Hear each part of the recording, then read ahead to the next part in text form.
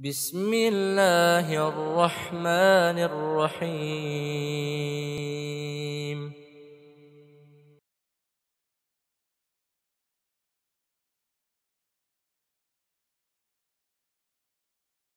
Saya hidup 4 tahun di negeri Arab, Bu, di kota Nabi Muhammad SAW di Madinah. Tidak terbayangkan orang Arab bisa mengadakan acara seperti ini. Karena di negeri Arab nggak ada ormas. Suatu saat Pak Wali, saya mendampingi tamu dari Yordan, Pak. Pergi ke kampus UMY, Universitas Muhammadiyah Yogyakarta. Di selatan masjid kita, Pak Wali, masjid kampus, itu ada danau kecil saja, nggak sungai seindah dan sebesar ini, sepanjang ini. Begitu naik tangga masjid, beliau berhenti. Dia bilang, Fatur Rahman, coba kamu berhenti. Kemudian beliau menatap, ada 2 gedung twin building kami, Pak, di kampus. Dan beliau menangis. Dan berkata kepada saya, pakai bahasa Arab tentu, beliau mengatakan, Fatur Rahman, dia bilang, di Indonesia Anda masyarakat biasa, bukan pemerintah, bisa melakukan amal yang sebesar ini. Punya mahasiswa hampir di angka 30.000 dan punya lembaga keagamaan. Kami di negeri Arab, kata beliau, Pak Wali, Pak Wakil, jangankan memiliki, mimpi saja tidak boleh. Jadi mimpi saja tidak boleh. Saya ketemu dengan para tokoh dai di Timur Tengah. Mereka mengatakan, Pak, Indonesia jannatud du'at. Di Indonesia ini surganya para dai. Ini saya katakan keindahan yang luar biasa. Tadi saya bisiki Pak Wali Kota juga. Luar biasa kalau kota kita ini disempurnakan menjadi semacam manifestasi jadi dari jannatun tajri min tahtihal anhar. Jadi apa yang disampaikan tadi saya tanya Pak Wali, tagline daripada kota kita ini ya apa tadi? Baiman ya. Ya, dia beriman ya, nyaman, damai dan seterusnya itu. Darussalam. Jadi ini saya kira bukan Martapura tapi Sungai Martapura ya. Tadi saya dengar. Kemudian kota Banjarmasin kita bisa demikian. Nah, mudah-mudahan kota ini menjadi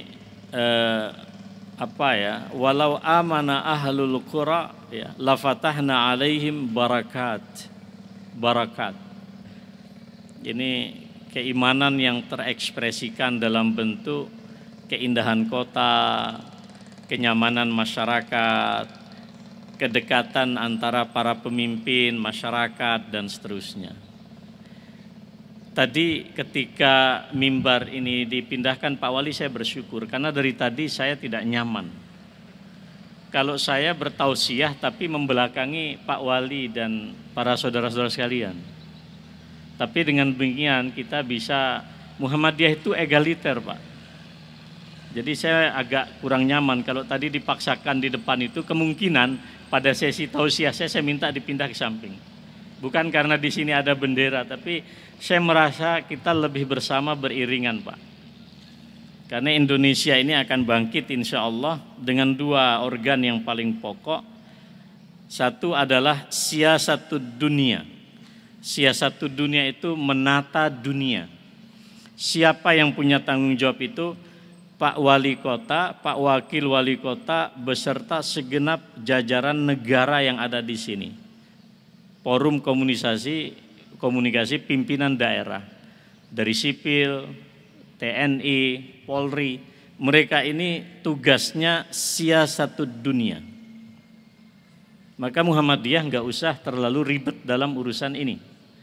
Yang kedua adalah hirasatuddin, bagaimana menjaga agama.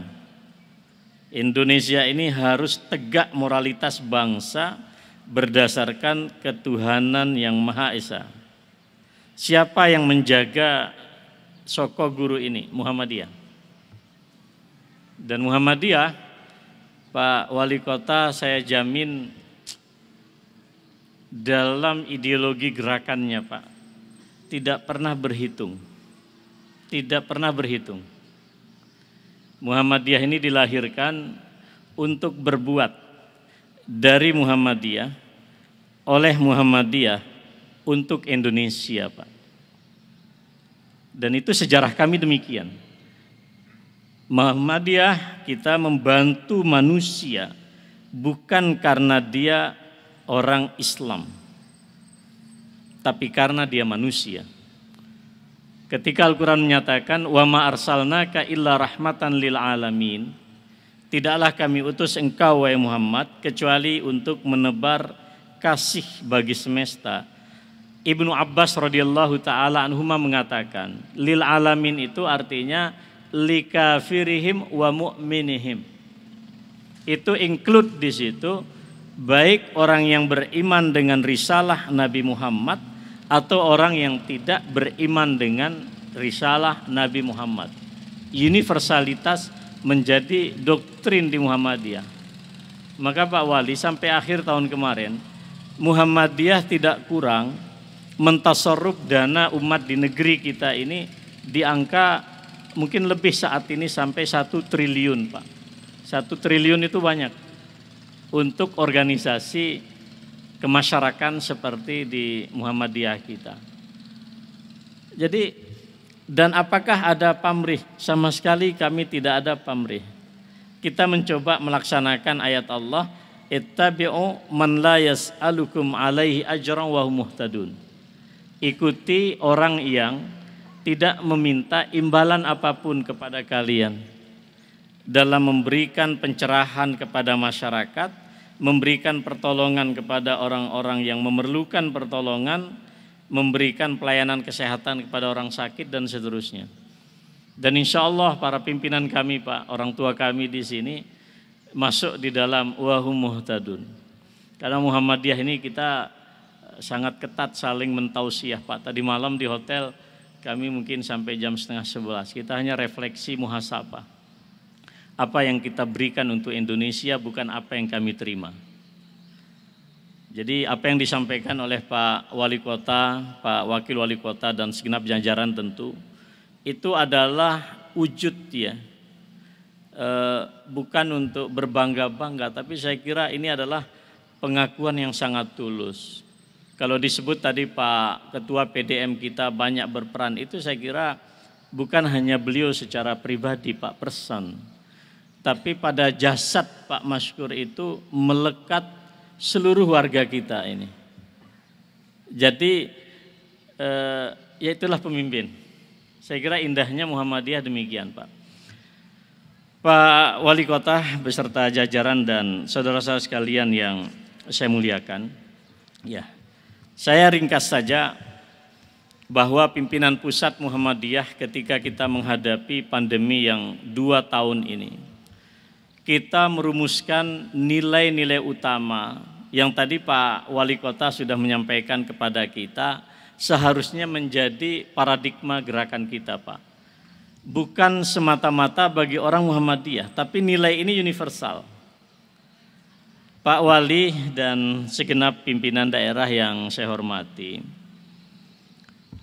kita Muhammadiyah dengan Indonesia itu saya kira, Pak, bukan sekedar merasa berkewajiban untuk membangun ini republik. Muhammadiyah ini ikut di dalam proses persalinan republik, Pak.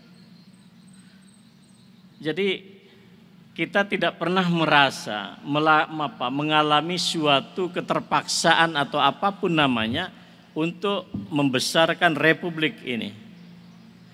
Pak Karno, Pak, ketika di tahun berapa beliau menjadi seorang tokoh muda yang luar biasa, selalu ngintil, selalu ngikuti keidahlan dari belakang. Dan beliau mengatakan, dulu saya memahami Islam itu kumuh, saya memahami Islam itu terbelakang. Tapi pandangan keislaman saya berubah ketika mengikuti keidahlan. Sampai suatu saat, Pak, silahkan buka bukunya Pak Karno di bawah bendera revolusi. Ketika beliau mau meninggal dunia, beliau mengatakan, kalau aku mati, selimuti jasadku dengan bendera Muhammadiyah. karena aku milik bangsa, selimuti saja dengan sangsaka merah putih.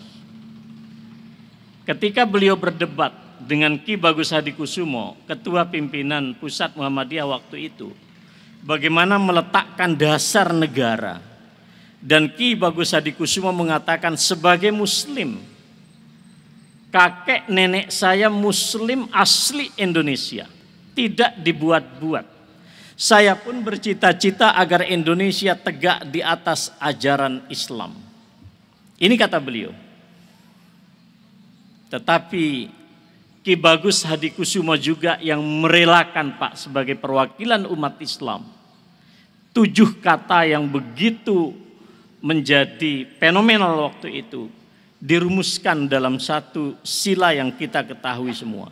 Besoknya Pak Karno mengatakan, saudara Ki Bagus, kalau Anda membelah dada saya, maka Anda tidak akan menemukan di dalam dada saya kecuali cinta Islam.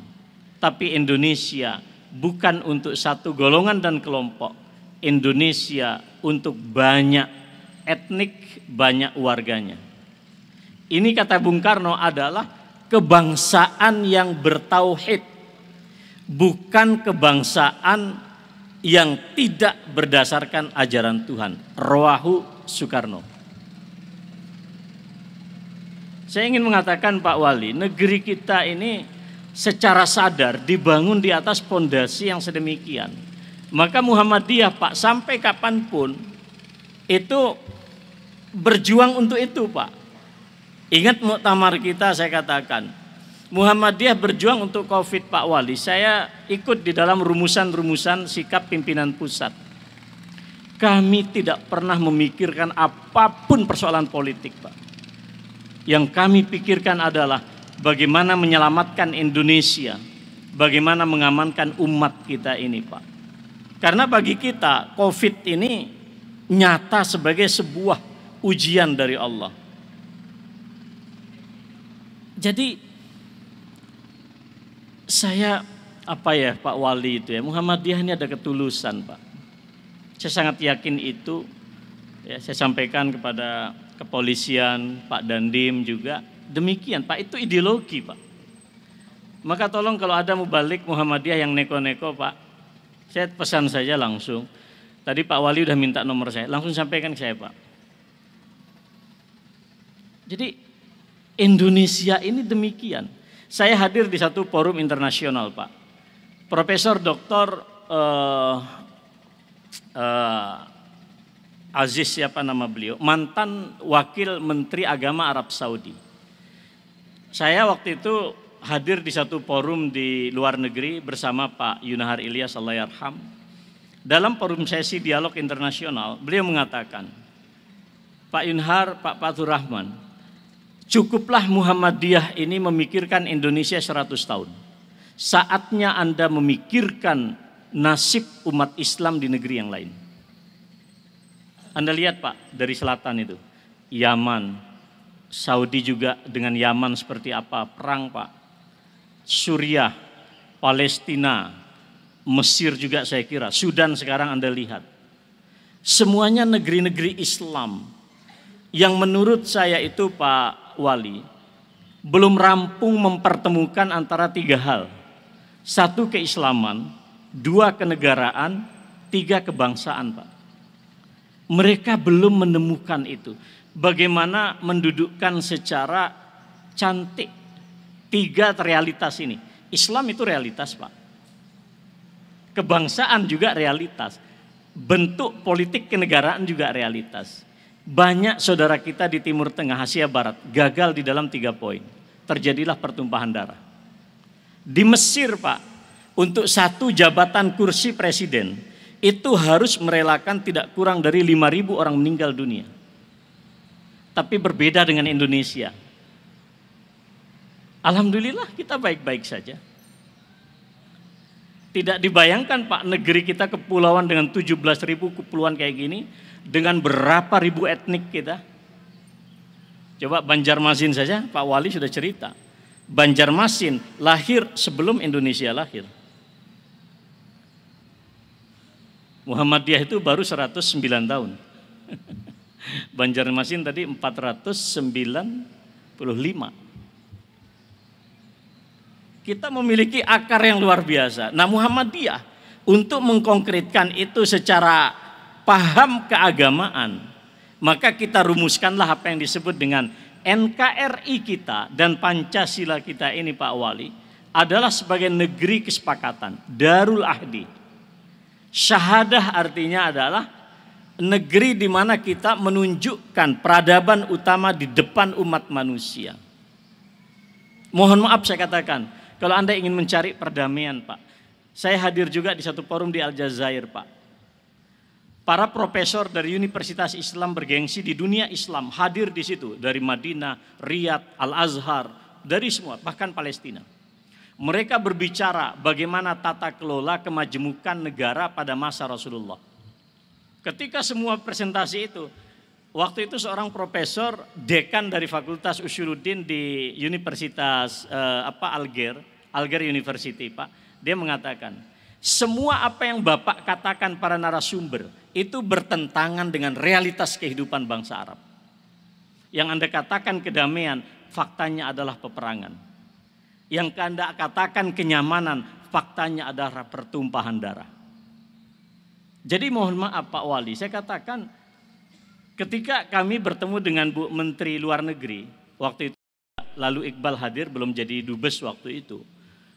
Negara-negara Timur Tengah ingin belajar tentang perdamaian. Saya mengusulkan waktu itu kita melakukan exchange, Pak, para dai. Jadi para dai di Saudi kalau ingin belajar tentang bagaimana mengelola perdamaian, saya kira Indonesia ini contoh, Pak. Cuman kebentur kita Covid, agenda itu nggak jadi.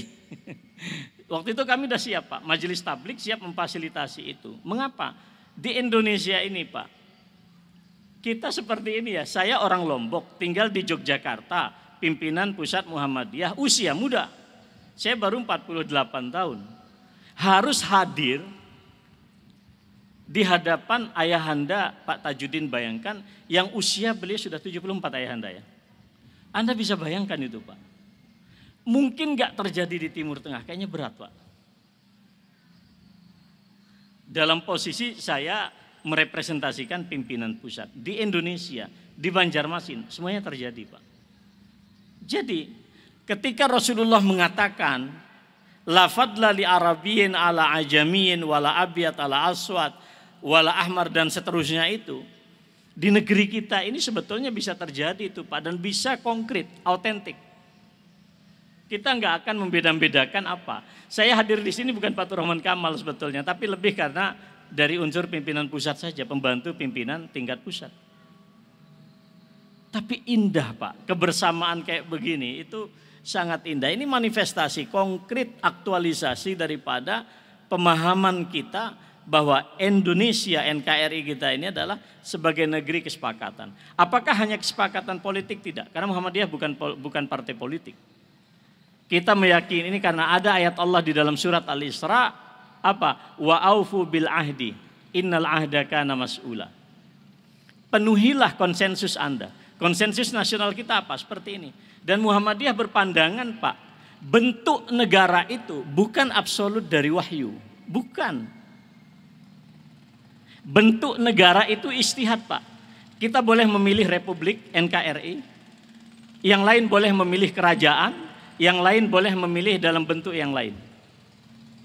Oleh karena itu kita tidak pernah ragu, Pak, secara akidah, apakah bentuk negara kita menyalahi akidah? Tidak sama sekali. Ini enggak basa-basi, Pak Kapolres, bukan basa-basi, keyakinan kami. Ya, jadi bentuk negara itu ijtihad, Pak. Nah, ijtihad para pendiri republik kita ini, bentuk negara kita adalah negara kesatuan, Republik Indonesia. Itu bentuk negara. Nilai-nilai dasar kesepakatan kita yang kalau kita uraikan Pancasila itu sudah relevan dengan maqasidus syariah. 5 tujuan esensial mengapa syariat ini diturunkan oleh Allah dan sama sekali tidak bertentangan. Jadi teman-teman pengurus ya, baik di wilayah, daerah, ortom, itu bekerja dalam koridor itu, Pak. Dan Muhammadiyah ini, Pak, Kami didoktrin untuk tidak memiliki pamrih apapun. Saya tidak nyangka juga tadi Pak Wali akan mengalungkan apa ini. Iya. Tapi keren juga gitu ya. Nanti saya cerita sama Pak Haidar ini. Ini coba Anda lihat senyumnya Pak Wali kan asli banget ya. Jadi saudara sekalian, ini cakep Pak. Anda mau cari di mana di Yaman Pak? Hari kita bisa tersenyum Pak. Tapi hati-hati loh. Ini snack. Awas lo ya. Jangan ada yang ninggalin kotak-kotak itu Pak Wali, catat Pak Wali. Mak-mak ya, ibu-ibu, bapak-bapak tolong tunjukkan. Kita menunjukkan peradaban utama itu tidak menyisakan satu helai sampah pun. Ya, tolong dicatat itu, nanti dilihat itu ya. Kalau enggak nanti Pak Maskur dicatat gagal nanti itu. Kokam, teman-teman Kokam tolong Anda sweeping ya. Jangan ada kantor wali kota kita ini harus cakep. Jangan ada sampah ya. Jadi Bapak Ibu sekalian, oleh karena itu Muhammadiyah selalu menebar aura positif Pak. Walladzina jahadu fina lanahdiyannahum subulana. Jadi coba baca tujuan akhir Muhammadiyah. Terminal akhir Muhammadiyah itu Pak, selain baldatun thayyibatun wa rabbun ghafur, itu adalah surga jannatun naim. Besok kalau kita masuk surga, kita bareng-bareng nih rombongan. Ya, Pak Wali Kota di depan, Pak Wakil Wali Kota, PDM apa gitu. Jangan pisah-pisah Pak Wali, ya, jangan pisah-pisah. Cakep tuh, ada Pak Dandim, ada Bapak Kapolres, ada macam-macam di situ. Wah, ternyata begitu masuk ke gate surga ini, ketemu dengan malaikat Ridwan, saling tatap kita dengan Pak Wali gitu ya. Ternyata dulu yang hadir ya, wali kota yang hadir di resepsi 109 tahun. Nah, habis itu ada lagi Pak Wali, ini ada cerita juga tentang syafaat Pak Wali. Ada orang Banjarmasin nih, sebetulnya gate-nya bukan ke pintu yang dijaga oleh malaikat Ridwan, tapi malaikat Malik. Dilihat sama Pak Wali gitu, wah ini siapa ini? Kok bajunya Aisyah tapi kok arahnya ke situ gitu. Habis itu Pak Wali komplain. Komplain ini bahasa saya, hadisnya ada. Komplain kepada Allah. Ya Allah, itu warga kota saya pakai baju Aisyah lagi, dan kata Pak Wali itu orang itu baik banget gitu. Ya Allah, tolong balikin dia masuk ke malaikat Ridwan. Bisa, itu syafaat itu. Artinya apa? Kita para pemimpin dan rakyat ini harus sama-sama soleh kalau pingin surganya bareng. Ya, kita janji ya Pak Wali ya. Jadi kita beneran aja dah. Mau cari apa lagi sih? Mau cari apa lagi? Pak Wali nyun sewu, periode pertama apa kedua? Kedua, udah mentok secara konstitusi. Kan tinggal cari surga Pak Wali. Loh, ngapunten loh Pak. Ngapunten. Mau nyari apa? Konstitusi 2 periode. Presiden 2 periode. 3 periode belum sah secara konstitusi. Ijab kabulnya belum ada tuh. Maka saya katakan, eman sayang banget. Tadi malam saya bilang, walaupun guru saya Profesor Herudin tidak datang, tapi saya katakan, buat apa kita jadi rektor di akhirat nggak masuk surga? Ya kan? Ngapain? Jadi ketua PWM pastikan dong masuk surga. Ketua PDM rugi banget. Udah jadi ketua PDM kagak digaji, akhirat nggak masuk surga, rugi. Maka kalau saya Pak Maskur pastikan masuk surga Pak. Di Muhammadiyah kita ini nggak ada orang dibayar Pak. Iya kan? Bahwa orang bekerja sebagai profesional itu urusan lain, itu kewajiban kita untuk melaksanakan hak mereka. Tapi apakah posisi tertentu memiliki bayaran? Saya kira tidak. Saya pun pulang ke Yogyakarta, yang penting jangan disuruh jalan kaki aja. Pulang aja saya. Cuman tiket udah dikirim. Cuman itu aja Pak, di Muhammadiyah nggak lebih nggak kurang Pak. Maka saya lucu ketika ditanya ketua tablik itu honorariumnya berapa. Nggak ada di Muhammadiyah Pak. Kompensasinya saya jangan disuruh jalan kaki dari Jogja ke sini, udah ya Pak. Dikasih penginapan yang bagus, diantar jemput, surga Pak. Jadi Ibu mau masuk surga enggak? Serius? Sama Pak Wali Kota? Udah doakan beliau enggak? Doakan. Karena kewajiban kita mendoakan pemimpin. Mengapa banyak pemimpin di Indonesia itu nyeleweng dari konstitusi dan hukum kita? Karena rakyatnya enggak mendoakan. Jadi besok banyak para pemimpin itu komplain di hadapan Tuhan.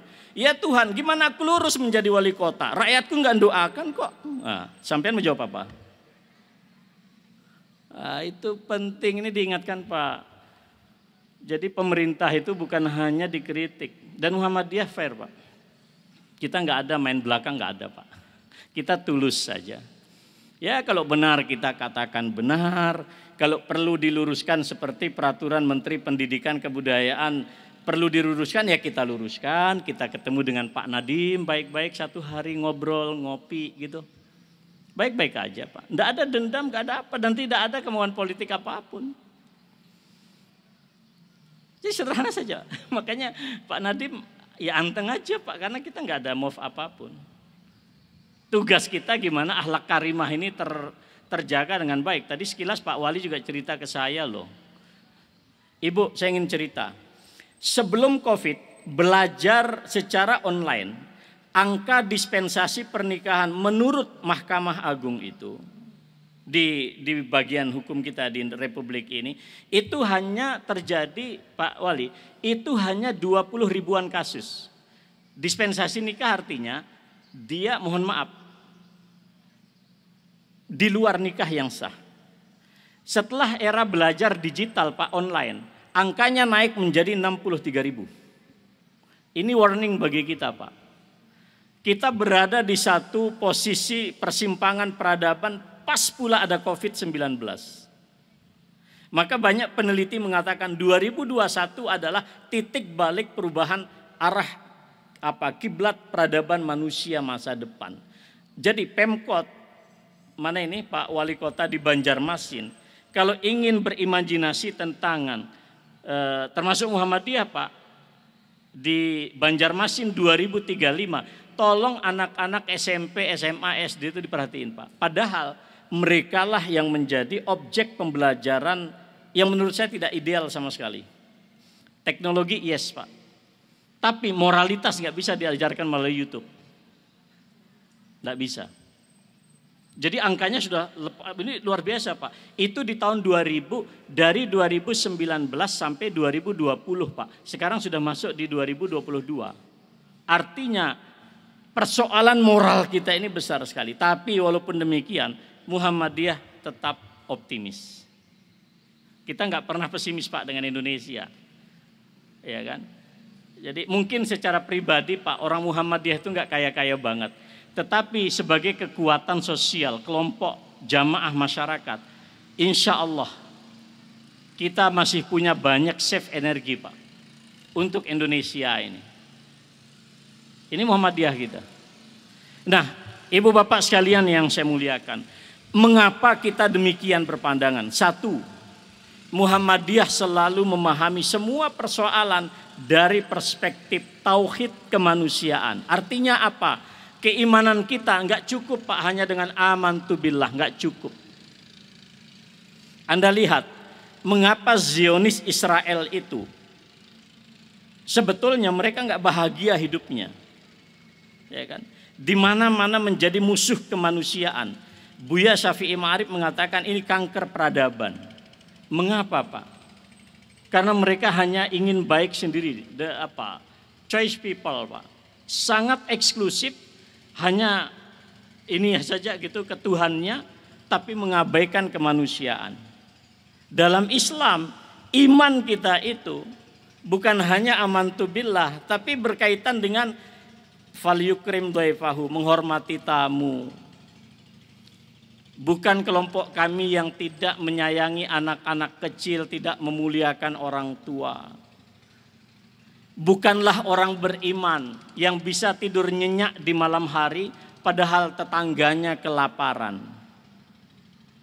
Itu iman. Bagi kita Muhammadiyah, tadi malam juga saya sampaikan, iman secara vertikal kepada Allah harus dibuktikan secara konkret dalam bentuk kebaikan-kebaikan amal soleh. Lahirlah amal usaha itu. Maka para pimpinan dan pemangku amal usaha, pastikan amal usaha yang kita kelola menjadi pintu masuk surga kita. Mungkin sholat kita tidak banyak diterima Allah, mungkin silaturahim kita kurang, mungkin sholat malam kita pas-pasan, mungkin puasa kita kurang ikhlas, mungkin haji kita tidak mabrur. Siapa tahu sampean jadi satpam di rumah sakit, di kampus, begitu ikhlas. Begitu Anda masuk surga, bukan karena sholat dan zakat. Malaikat hanya punya catatan, Anda pernah melaksanakan tugas sebagai satuan pengaman dengan penuh keikhlasan. Itu harus dipastikan ibu-ibu kita ini di Aisyah. Itulah tauhid kemanusiaan yang dipahami oleh Muhammadiyah. Dan banyak sekali, Anda bisa bayangkan, jangankan membantu orang korban COVID, Bu. Seekor anjing yang hukumnya itu najis menurut tarjih, kehausan, sahabat ketemu dengan anjing yang haus. Lalu dia berpikir, anjing itu haus seperti aku. Dia masuk ke sumur, dia ambil air. Dia minumkan kepada seekor anjing. Hanya memberikan minum kepada seekor anjing, Rasulullah jamin surga bagi dia. Bagaimana dengan menyelamatkan penderita COVID? Manusia, kata para sahabat, tetaplah lebih mulia daripada masyairul haram, termasuk Ka'bah sekalipun. Maka orang Muhammadiyah kalau tawaf nggak mungkin sikut-sikutan, Pak. Mengapa? Tawaf itu sunnah, mencium hajar aswad itu sunnah, nyikut saudara itu haram. Saya membimbing haji lama, Pak, di Muhammadiyah di Aisyah. Itu doktrin kami, Pak, harus mengalah. Kita tahu, Pak, kalau kita tawaf di Ka'bah itu, akhlak kita harus, itulah tauhid kemanusiaan. Kita nggak pernah suudzon kepada Allah, karena semua ini adalah manifestasi dari kasih sayang Allah. Maka Pak Wali, ketika ada penolakan jenazah COVID di awal COVID dulu oleh sebagian masyarakat, saya paling keras, Pak, bersuara. Menolak jenazah COVID itu adalah kejahatan kemanusiaan, tapi sekaligus kejahatan keimanan di hadapan Allah. Anda pernah membayangkan kalau Anda meninggal dunia, jenazah Anda dihambat untuk ketemu dengan Allah? Coba Anda bayangkan itu. Anda pernah nggak membaca hadis Nabi? Seseorang yang ditentukan surganya begitu tinggi oleh Allah, tapi amalnya nggak cukup untuk mencapai surga yang tinggi, maka Allah berikan dia ujian. Mungkin bentuknya saat ini COVID. Dia sabar menjalani itu. Lalu dengan kesabarannya menjalani semua yang diizinkan, ditakdirkan oleh Allah, Allah angkat derajat setinggi-tingginya. Wa rahmati wasi'at kulla syai'. Maka Muhammadiyah tidak pernah memandang COVID itu dalam perspektif dosa. Karena COVID nggak ada urusan, mau ulama, mau pastor, mau pelacur, mau siapapun, ustadz, sama aja, kalau kena mati ya mati, gitu saja. Pandangan kita. Maka prinsip kita adalah apa? Ma asaba min musibatin fil ardi wala fi anfusikum illa fi kitabim min qabli an nabra'aha inna dzalika 'ala Allahi yasir likai la ta'sau 'ala ma fatakum wa la tafrahu bima atakum. Kehidupan manusia ini sudah tidak balance, sudah tidak seimbang. Coba Anda punya mobil, kalau lama tidak disporing, Bu, mesti bannya itu rusak. Kalau enggak narik dalam, narik luar, atau tengahnya yang tidak lagi stabil. Kenapa? Karena sudah tidak stabil. Kehidupan kita agar stabil, maka Allah berikan ujian. Anda sudah terlalu lama jauh daripada titik koordinat kehidupan yang dikehendaki Allah. Ditegur kita secara global. Agar apa? Anda tidak perlu berduka. Sahabat-sahabat kita, guru-guru kita banyak meninggal dunia. Banyak, Bu, saudara kita meninggal dunia. Tapi saya selalu mengatakan, mereka ini adalah orang-orang yang begitu dirahmati oleh Allah dalam etalase yang lain. Maka sering saya katakan, COVID itu adalah etalase kasih sayang Allah. Coba, Bu, pada masa COVID, ta'awun kita ini luar biasa. Ya, Muhammadiyah bisa mengumpulkan sampai 1 triliun, itu kan dahsyat, Pak. Saya kira lazismu kita berapa Pak di sini di Banjarmasin? Lazis Pak Muhdi berapa Pak Muhdi? Luar biasa Pak, 1 triliun itu saya ingin mengatakan banyak itu Pak. Ini solidaritas kemanusiaan kita ini luar biasa. Ya, besok kalau kita menolong orang jangan pernah melihat siapa yang ditolong Pak. Kata kuncinya adalah karena orang itu perlu ditolong. Bahkan Nabi mengatakan, unsur akhaka zaliman au mazluman. Saudaramu itu zalim atau dizalimi, tetap kamu tolong. Kata para sahabat, wahai Rasulullah, kalau menolong orang terzalimi kami paham. Gimana orang yang zalim kok ditolong? Cara menolong orang yang zalim, cegah dia agar tidak berbuat kezaliman. Itulah cara menolong orang yang zalim. Itulah Islam. Muhammadiyah kita ngajarkan selalu dalam framing yang positif, Bu, kemanusiaan. Selalu kita berpikir, Aisyah kita di Kauman, yang dimandikan itu jasad orang Katolik, Pak. Boleh enggak? Boleh, Pak. Boleh enggak kita takziah kepada orang non-muslim? Boleh. Tidak ada larangan.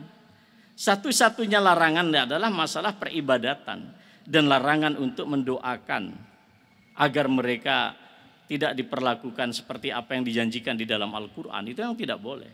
Tetapi membantu mereka, menolong mereka, semuanya itu memang dianjurkan. Jadi ini semangat kemanusiaan kita yang sulit Pak di Arab. Di Arab susah mencari yang seperti ini. Semuanya itu komando negara. Di Saudi ada syekh yang menentang fatwa ulama, penjara, Bu. Indonesia gimana Pak? Mufti-mufti sosial media banyak banget. Kita termasuk repot menjelaskan fatwa Pak. Iya kan? Kalau polisi turun tangan juga nggak mudah. Ini kita sudah kayak begitu. Kalau di negeri Arab, Anda perhatikan di Mesir, di Kuwait, di berapa. Kalau melawan fatwa resmi tentang COVID, itu dimasukkan penjara. Indonesia nggak pakai. Tapi alhamdulillah ya angka kita nggak signifikan lah ya Pak Wali. Walaupun tadi Pak Wali bilang 2 bulan kemarin angka 0, sekarang sudah mulai ada angka. Damai sajalah, mungkin COVID kangen juga sama kita kan. Jadi damai aja lah, damai aja. Karena dia makhluk Allah juga. Loh, coba kalau Anda sakit, doanya apa? Allahumma azhibil ba'sa. Ya Allah, jadikan penyakit ini pergi, bukan binasakan loh. Kita tidak pernah berdoa, ya Allah binasakanlah penyakit ini. Enggak pernah. Yang ada, ya Allah, jadikan sakit ini pergi. Azhaba yuzhibu dari kata zahaba yazhabu. Kalau zahaba yazhabu artinya pergi Pak. Artinya apa? Tamu apa? COVID dan sakit apapun itu tamu Pak. Maka cara memuliakan COVID bagaimana? Gunakan protokol kesehatan. Saya kemarin masuk bandara pertama ini pas masa COVID ini. Ya masuk bandara juga lama, harus cek, harus ngisi data. Keluarnya pun juga lama. Tapi enjoy saja, siapa tahu Allah mencatat keikhlasan kita ngisi data di Peduli Lindungi. Mungkin sholatnya nggak ikhlas tapi ngisi Peduli Lindungi ikhlas. Coba. Karena kita ini memandang ibadah kan bukan hanya sholat Pak. Maka saya ditawarkan teman, Ustadz mau nggak kalau masuk bandara nggak usah pakai protokol kesehatan? Saya nggak mau, saya bilang. Karena Muhammadiyah kita mengajarkan kita tertib Pak, disiplin. Nah, kalau sudah menjaga semuanya, COVID juga, memang COVID sayang banget sama kita. Nah kalau gitu kita kasih di asupan gizi, kita kasih, alhamdulillah. Omikron, saya tidak risau dengan Omikron. Insya Allah COVID sebagai hamba Allah, kita perlakukan dia sebagai hamba Allah. Ya Allah, COVID ini sudah cukup lama menjadi tamu kami, padahal tamu itu dalam hadismu itu 3 hari ya Allah. Ya gimanalah caranya ya Allah dengan kuasamu. Ya dia pergilah dari kota Banjarmasin ini ya Allah. Tapi jangan dibinasakan. Coba indah sekali doa Nabi. Allahumma azhibil ba'sa. Bukan Allahumma damir, binasakan bukan. Jadikan dia pergi ya Allah. Jadi rupanya COVID tamu juga ya. Sakit itu tamu Bu. Wajar kalau Nabi mengatakan tidak ada orang yang sakit, apapun sakitnya, kecuali setiap yang dia rasakan itu adalah pembebas dari segala dosanya. Allah angkat derajatnya, Allah hapus kesalahannya. Indah, sakit pun jadi rahmat. Nah yang repot itu kalau sakit Anda nggak ikhlas. Sudah sakit COVID, musuhan lagi sama COVID, tambah sakit. Nah, jadi oke ya. Jadi ini cara pandang kita yang sederhana saja. Kita juga di Muhammadiyah sesuai dengan pandangan keagamaan ya, kita tengah-tengah sajalah. Kita tidak perlu, dulu banyaklah meme yang kita buat juga. Ada orang mengatakan, ngapain ada takut kepada COVID? Takut saja kepada Gusti Allah. Wah. Yang lain mengatakan, enggak, Tuhan sudah kebablasan tentang ciptaannya. Tuhan pun sudah tidak berkuasa tentang COVID. Jadi macam-macam ini. Muhammadiyah tidak seperti itu. Bagi kita, COVID adalah makhluk Allah yang diturunkan oleh Allah, yang diujikan oleh Allah kepada kita, maka kita meresponnya secara ilmiah.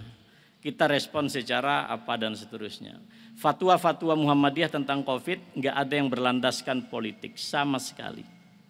Saya menjadi saksi dan menjamin hal itu karena saya ikut di dalam merumuskan apa yang Bapak Ibu baca di edaran-edaran kita itu. Enggak pernah kita berpikir aneh-aneh, Pak. Kami hanya berpikir besok kalau mati kami akan ditanya oleh Allah, apa yang kamu lakukan untuk menyelamatkan jiwa wargamu? Maka kami akan katakan, karena menyelamatkan jiwa adalah perintahmu ya Allah, maka kami atur sedemikian rupa. Makanya Muhammadiyah tidak melakukan, sudah 2 kali tidak melaksanakan milad. Bahkan muktamar kita Pak Wali masih belum diputuskan. Kalau putusan terakhir itu malah online. Tapi kita tidak tahu. Ini Muhammadiyah juga demikian, Bu. Kita lihat dulu suasana. Ini tidak ada kaitannya dengan takut dan tidak takut dan seterusnya itu. Jadi saudara sekalian yang saya muliakan, saya kira itu sajalah ya beberapa poin ya yang sangat penting bagi kita, Ibu Bapak sekalian. Nilai-nilai yang kita sadari betul, manusia kita ini siapapun juga memiliki kemuliaan, karamah, insaniah di hadapan Allah Subhanahu wa taala, dan orang Muhammadiyah tidak perlu diceramahi persoalan itu. Ya, saya kira mari kita, kalau saya yang paling pokok dalam pesan milad ini adalah kita semakin memantapkan keikhlasan kita berbuat di Muhammadiyah, dan kita tidak melakukan itu untuk mencari muka apapun di hadapan manusia, murni untuk ketulusan di hadapan Allah. Mudah-mudahan Ibu Bapak sekalian, semuanya itu menjadi sebab mengapa Allah mengatakan kita udkhuli fi jannati ya, wadkhuli jannati.